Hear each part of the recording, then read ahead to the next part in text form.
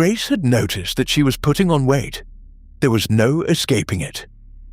Her jeans were tight, her blouses pulled in places they never used to. Her once easy stride now looked more like a shuffle. Her overall posture practically screamed, "Gym membership required." Except Grace hated gyms. She hated the people there, all puffed up egos and lycra clinging too tightly.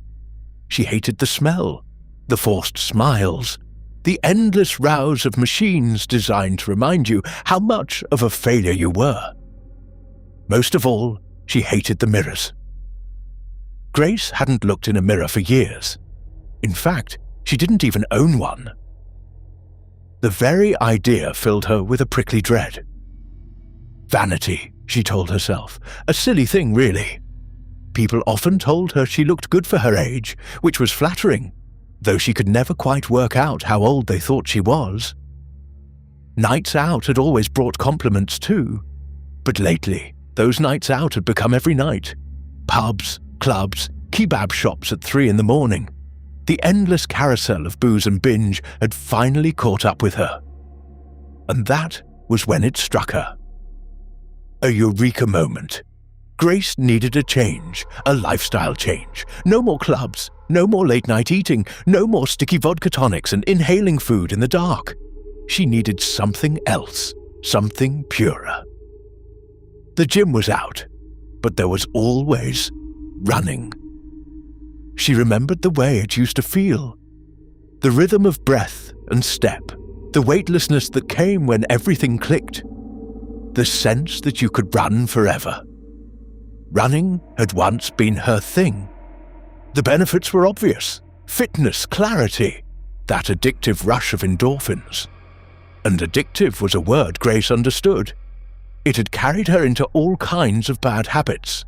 Snacking in the middle of the night, devouring everything on a whim, drinking until dawn. But if she could channel that hunger into running, maybe this time she could win. Once she decided, Grace was all in. She was obsessive by nature. With a goal in mind, she devoured YouTube videos like sweets. Run With Me Tim became her personal messiah. His tutorials on form, breathing and mental strength became gospel. She subscribed, turned on notifications, even ordered some of his merch. A fluorescent running vest, and a pair of Brooks Ghost Max 2s, special edition collaboration. The exact pair Tim wore in his videos. Tim would lead her from couch to 5K. Only problem, Gozo. Grace lived on the small Maltese island, a lump of limestone drenched in endless sunlight. The place was beautiful. Ancient temples, honey-colored stone villages, olive groves, cliff edges crumbling into bluer than blue sea. But for running, it was brutal. The sun was merciless. The heat clung to you like a wet sheet, and there was little shade. Still, Grace had a plan. Her days of binging beneath the neon glow of late-night takeaways were over. She'd exchange them for night runs, her new ritual. While others stumbled home from bars, she'd lace up and hit the tarmac, and so it began. Grace was methodical. She built herself the perfect running playlist. Eye of the Tiger, Go Your Own Way, Born to Run. Tracks older than most of the kids on the island, but timeless.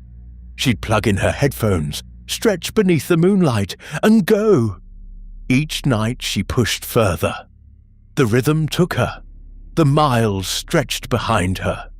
And with every breath, she felt stronger, sharper, almost alive. She didn't even crave food anymore. Running became her new hunger. Soon she wasn't just running, she was flying.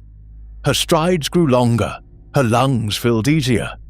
She ran past fishermen mending their nets at dawn, past stray cats slinking through empty squares, past tourists still drunk on Sisk beer.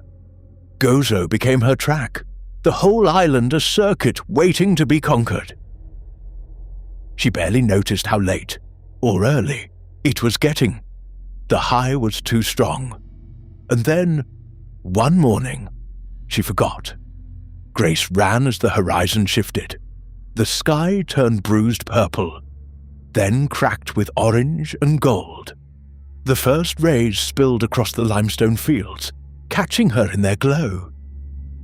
She should have stopped. She always stopped before sunrise, but not this time. The runner's high was intoxicating. The music swelled in her ears. Where the streets have no name. She lifted her arms to the sky, grinning, sprinting, unstoppable. The light touched her skin, and that was when the truth revealed itself. Grace was not 27. No matter how young she looked, she was 225. She had walked this island long before the tourists, long before the cars, long before even the churches had their domes. She was a vampire.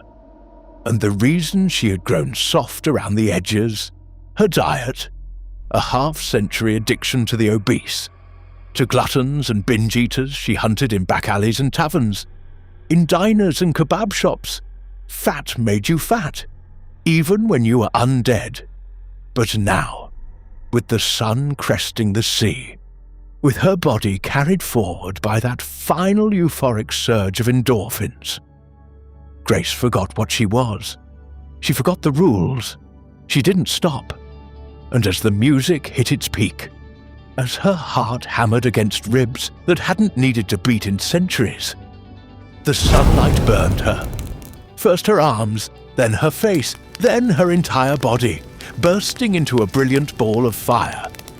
On an empty Gossetton road, beneath a sky alive with dawn, Grace blazed like a comet, a runner's high, taken to its ultimate end.